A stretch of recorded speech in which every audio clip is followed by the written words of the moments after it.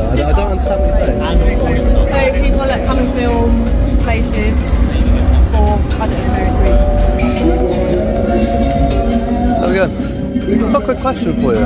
Who's in charge of clearing up all the horse shit? What's that? Who's in charge of clearing up all the horse shit? The council do it. The council do it. What, daily, do they? They do it once the festival's over. Once the festival's over. So they can't bring vehicles in when they do the No, of course, but like in general, like who's in charge of it when the horse isn't out and about? It's just the council has to go around and do it. But it's like if I walk with my dog and fouled, you know. Dogs is different. Why? By law you have to pick up your dog mess. Pardon? Law says you have to pick up your dog mess. But why dog mess and not horse mess? That's one for the government and not for Yeah, it's a bit odd, isn't it? I just find it a bit weird, that's all. There's no say that's all over the floor and that, so people taking that everywhere. So I'd ask, just to find out who clears it up and that, and why the law isn't, but... Ask them quickly. Yeah? Cool, no worries. Yeah, you can see it all along the floor up there. Absolutely no interest.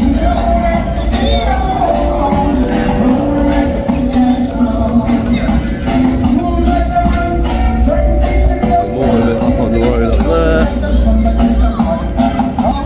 Disgusting.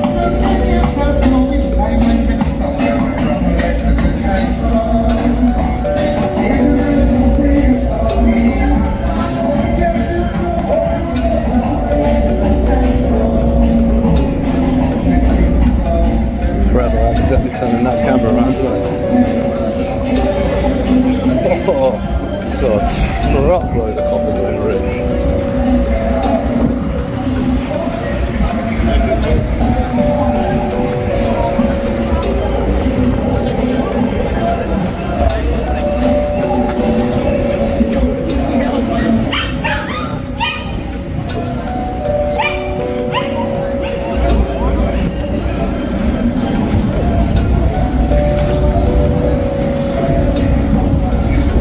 What is going on here?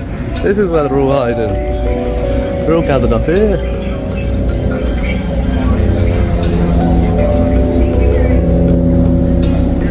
Must be that nursery right there with like 10 sitting on the wall. I've never seen so much police. It starts off without any noise or confrontation. A man conducting an audit steps into a large public gathering, but his attention isn't on the celebration itself. Instead, his focus on the significant number of police units positioned nearby. He carefully notes the vehicles, tracks their positioning, and quietly studies the setup, giving a sense of how extensive the operation is before anything even happens. This clearly goes beyond routine policing. The number of officers and resources involved points to something much larger than standard patrol duty. His purpose is simple but unusual. He's there to observe law enforcement. And as he does, one key uncertainty hangs in the air.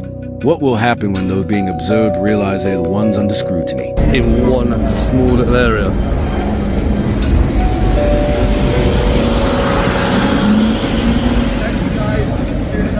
Try and get it. Everyone's safe. That tree in the way, that's better. More on that side as well.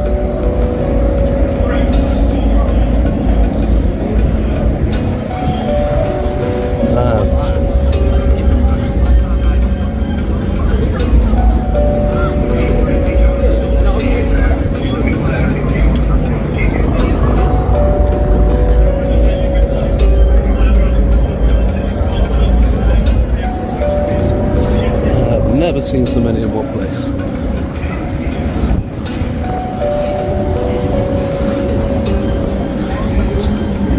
A few friendly waves.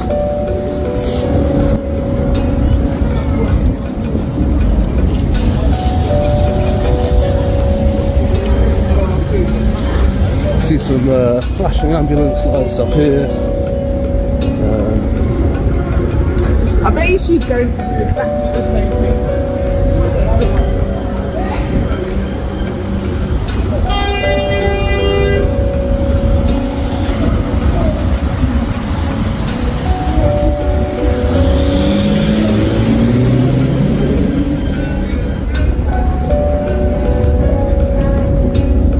Yeah, there is a huge police front heading up this direction. So, have a look and see if there's anything going on.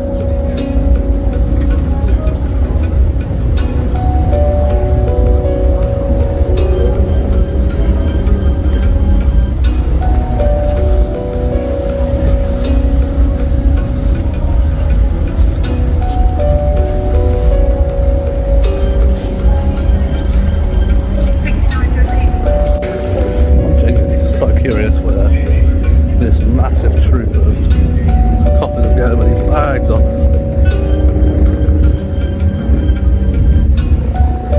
Yeah, I've had a long old walk up here.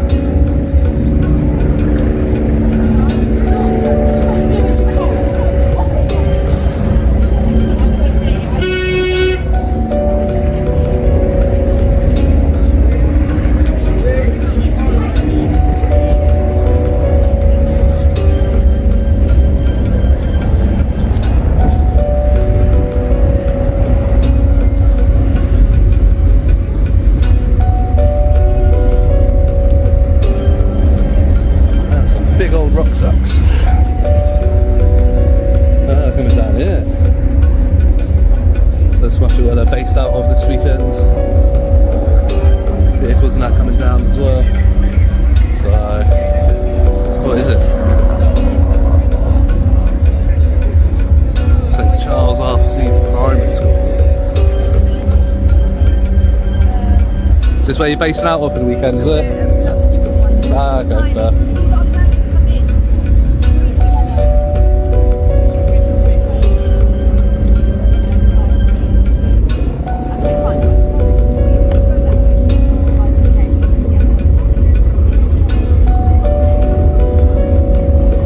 The auditor works with patience and precision, gradually building a clear picture of what's happening. He spots the flashing lights of an ambulance, then shifts his attention to what appears to be the central hub, a local primary school. Turning a public facility into a temporary command post is a practical decision in situations like this, though it often brings up concerns about the use of shared community spaces. The large presence of officers moving around the area creates a striking scene. Without saying a word, he continues documenting everything, making sure to record the atmosphere and scale of the operation before any direct interaction begins. Yeah, so yeah, they've got green, yellow permits for different areas by the looks of it, when they're meant to be parking. That's why there's a lot up here, all up and down here. And, well, that's a tight squeeze.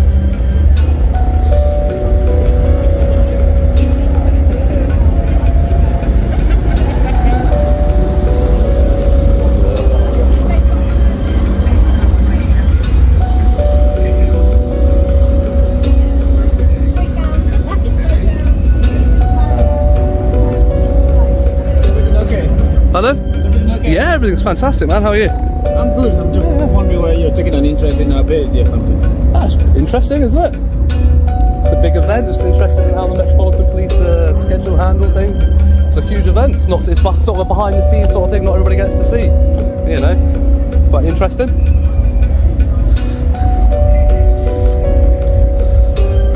Walking out here, massive troops. I don't think that's the same troop that was wearing the bags. Block this entranceway. Oh, no, Loads of police coming. yeah, of course. I'm not blocking Can you it. stand on that side? 'Cause I'm fine here. They're all going to be coming out. I understand, and I'm a small person. I'm not big. I'll be fine here.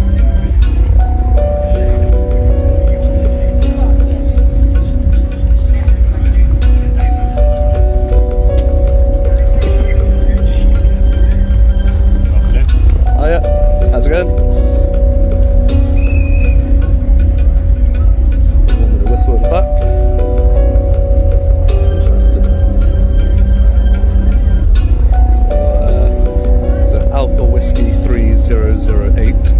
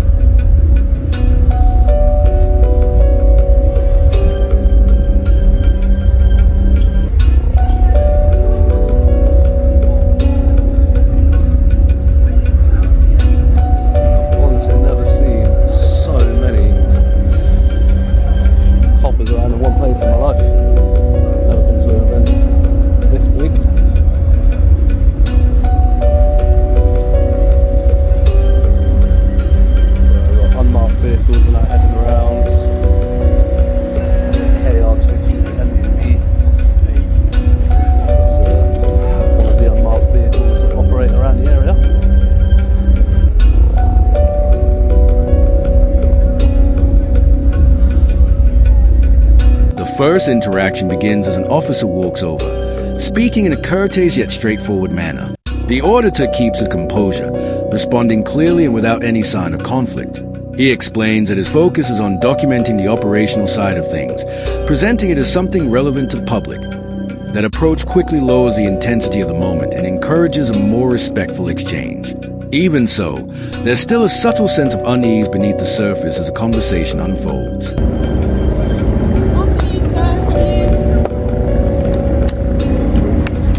you? Thirsty. Oh, we should get some more water. Fair enough. Can I ask what you are or what you're doing? Sorry, just make sure that camera's that's on the fine. right people that are talking to. Should I say that again, sorry? Can I ask what you are? Are you? What I am? Human. Yes, but Human. and what you're doing? What just that's all. Well, which one's going to do like that? Yeah. Fine. Are you an auditor? Pardon? Are you an auditor then? Huh? An auditor.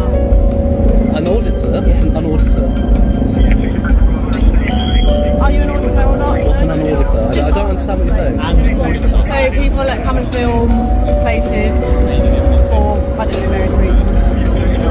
Describe a lot of people in the world. I don't know. Yeah, but it's just only coming and talking to you because you've set up. So just engage it and just see who you are. It's just a Yeah, conversation. that's fair, no worries. Well, it's just a conversation. I'm fine. I'll go back to what I was doing.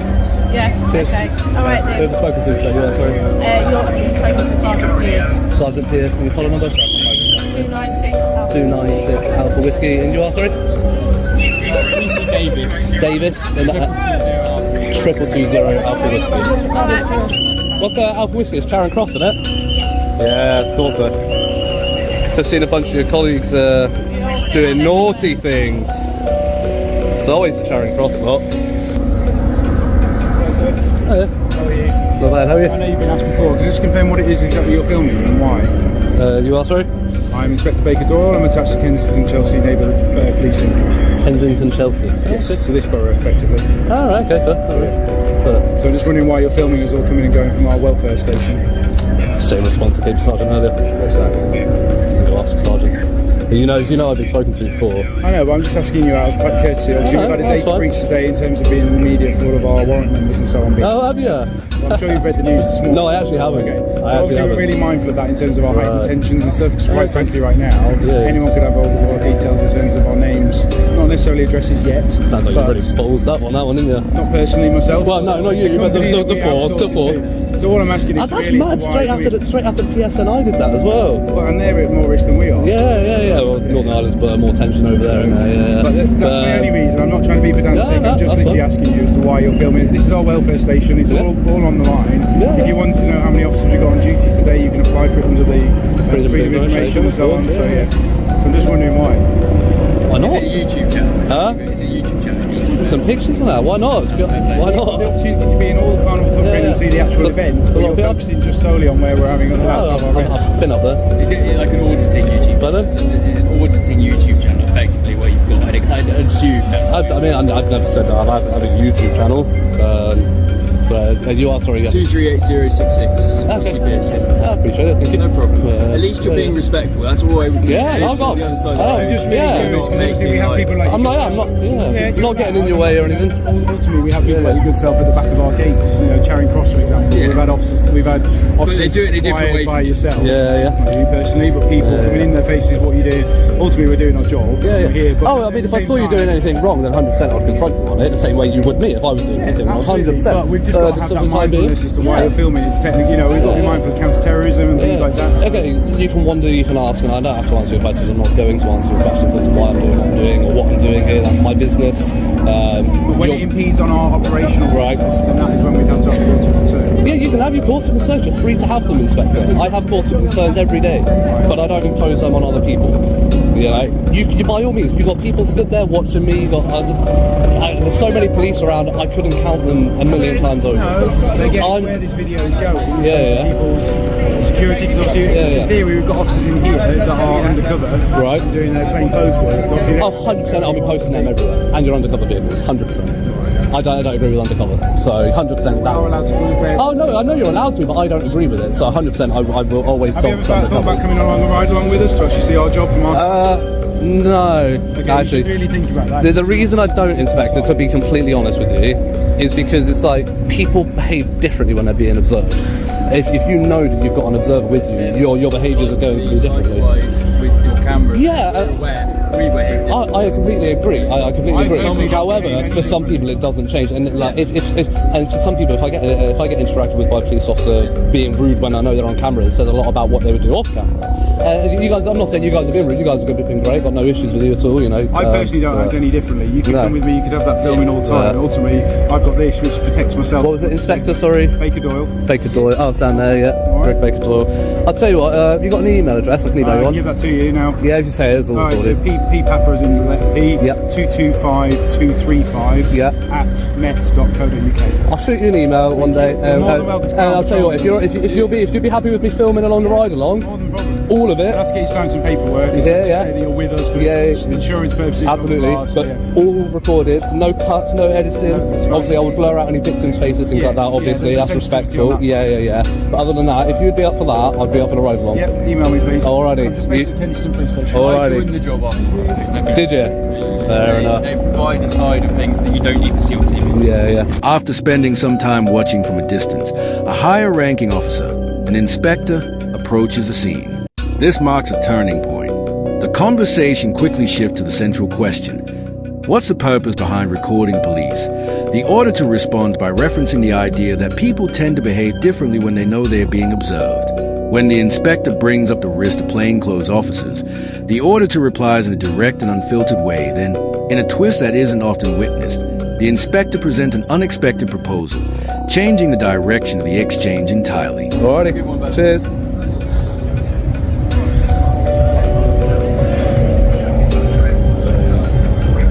So there's another one in cuffs.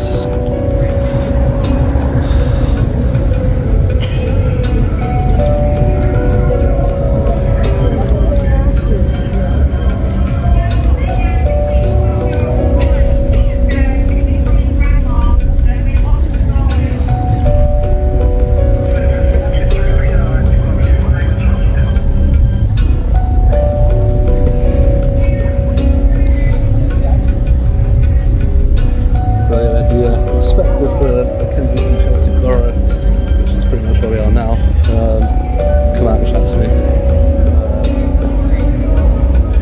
I didn't tell them what I'm doing there. I think it's pretty obvious. I think they're pretty clued up to it. I said, I would always.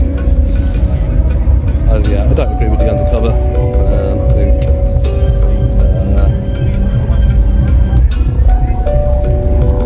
As I've said many times before, deterrence is the best available option. Their visibility is the best option that they have. Their goal should be to prevent crime, not just to catch it. And the best way to prevent crime is the visibility. Offering a ride-along is notable on its own, but providing an email address while being recorded takes that openness even further. It comes across as a sincere attempt by the inspector to build a line of communication. Once the officer leaves, the auditor briefly explains his viewpoint, arguing that a visible police presence often works more effectively as a deterrent than relying on undercover methods done up to this point. The exchanges remain constructive, but that tone is about to shift. The auditor prepares to reference a recent incident he personally observed, using it as a way to question how officers are prioritizing their responsibilities. So what actually happened with this data breach this morning? Because I genuinely haven't checked the news. I've not read. I just saw a bulletin thing. I'll come out off I haven't paper read anyway. anything about it. No? No, I've not read anything. So it's up. On BBC intro all over. Yeah, I haven't checked the news on that. Nothing. That's absolutely crazy. Straight out, what was it 2 weeks ago now? The PSNI leaked the data, and now the Met. Is it just the Met Police? Or nothing? No, fair enough. No worries. But Like I said, at least you're Absolutely. being like, respectful. Like, yeah, I'm not gonna. I've seen of Yeah. you do what you do. What I assume you do. Like at least you're being.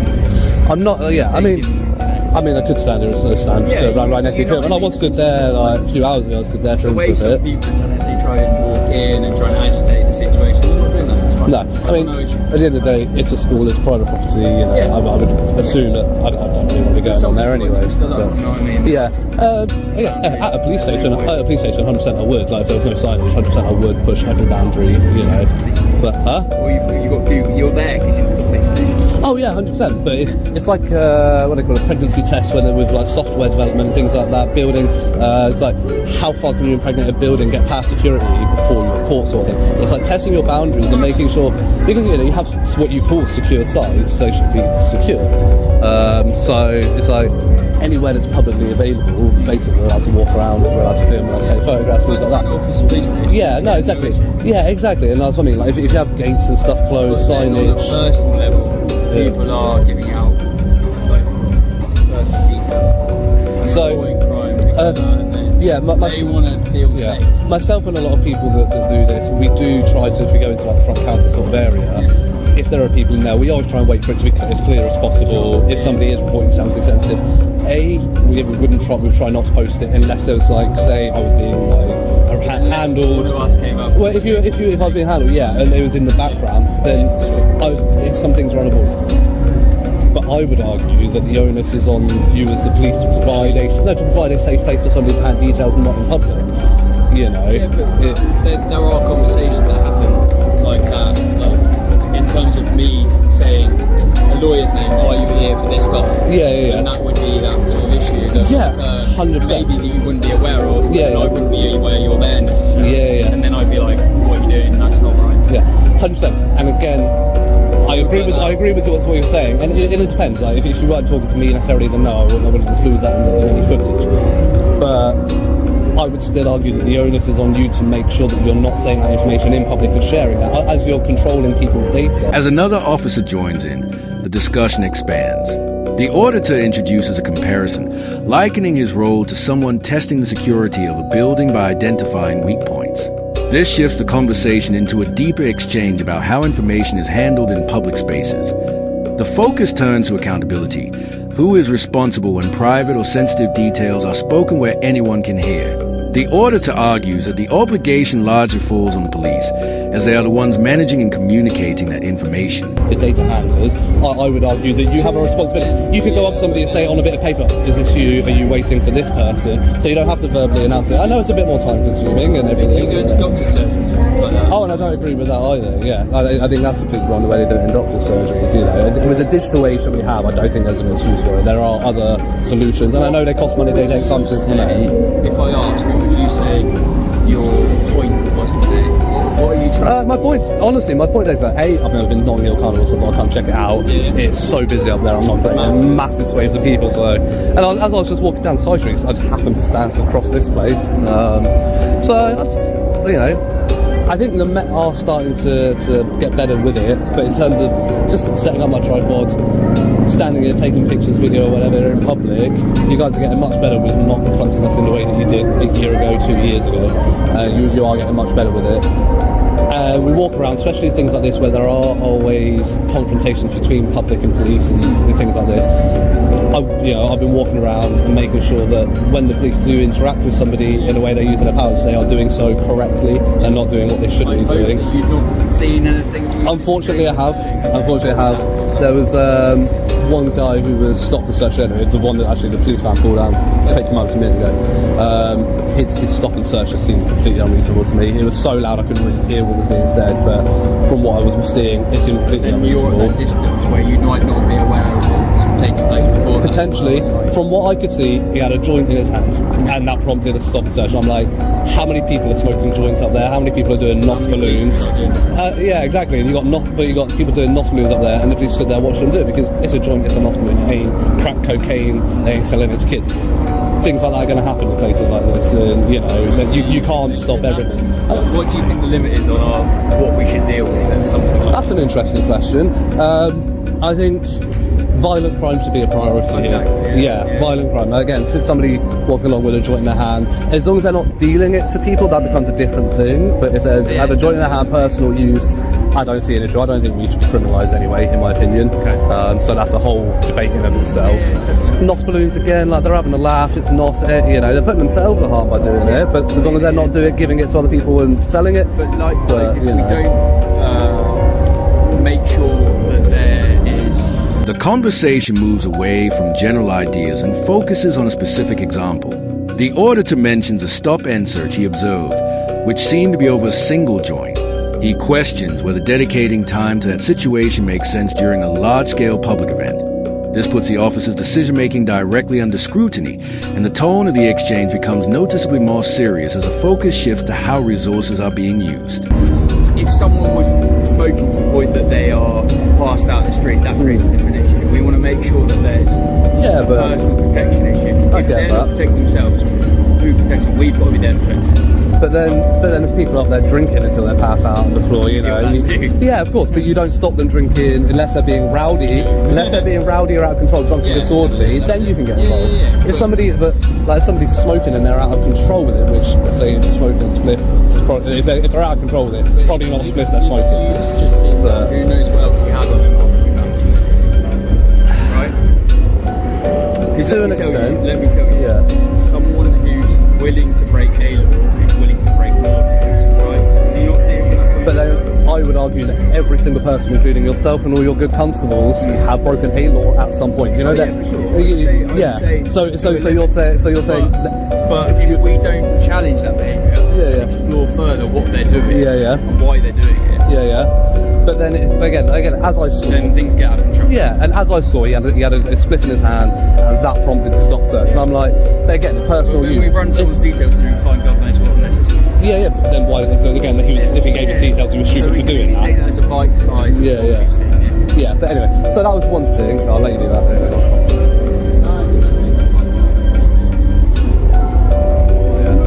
And the other one I saw was as that had just happened and the police were all walking past and that, the police say like there's a couple of coppers stood here, there's a chap stood about here talking to a copper, and the person being arrested was being escorted past. After the person's been escorted past, say you two, for example, the copper stood where your colleague is, grabbed this guy and said, I said move out of the way, and shoved him out of the way. It's like, but the copper's already gone past you, he's not in the way of anybody, and you've just assaulted him. And he just thought it's hilarious. Oh, I've heard funny enough Charing Cross. Yeah. But I heard the inflection in that year. But yeah, and again, like you can't take a microcosm. No, I'm not again. On his actions. No. No, but Charing Cross does have a reputation in the Metropolitan Police. I would say it did. Let's put it that way. It did. Like what has been reported on. Yeah. I can't really say because I wasn't a part of it. You weren't there then, I'm not that's fair. No, I get that, and I'll give everybody their dues, 100%. You know, that's why I'm not being rude to them, not being. I'll give everybody their dues. You know, I can be abrasive when somebody's abrasive to me first. You know, but everybody deserves that two-way street. You know. The officer responds by justifying the stop, suggesting that ignoring minor offences can sometimes point to a greater likelihood of more serious wrongdoing. The auditor challenges that reasoning, then shifts the discussion by introducing another incident he claims to have seen. One that raises more serious concerns, though he describes a situation where an officer seemed to use force that may not have been necessary against a member of the public. To intensify the point, he references the reputation of the officer's station, adding further weight to his argument and increasing the tension in the exchange. Policing is about approaching someone how you want to be approached, talking about who you talk to, 100%. and dealing with things that aren't necessarily right. It all comes back to the Pelian principles, doesn't it? Yeah. The public to the police and the police to the public. You know, and you know, all we expect of you is to work and live by your oath and work within the Pelian principles. You know. I'd like to say I do, but who knows? Good to meet you. Yeah. Anyway, nice to meet you. I'm going to crack on and go check out some more of this carnival. Yeah. So. New recruit for Charing Cross. Hopefully his behaviour and his attitude is indicative of how Charing Cross and the Metropolitan are going to be changing. I must say I haven't seen any of the thin blue line flags around today, so I'm glad to see that.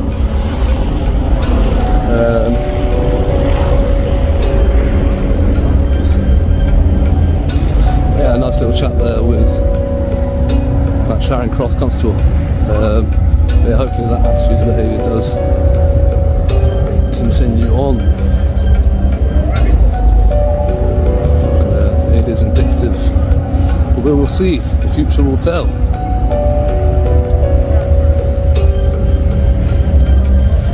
Yeah, we're going to go back up here to Carnival here.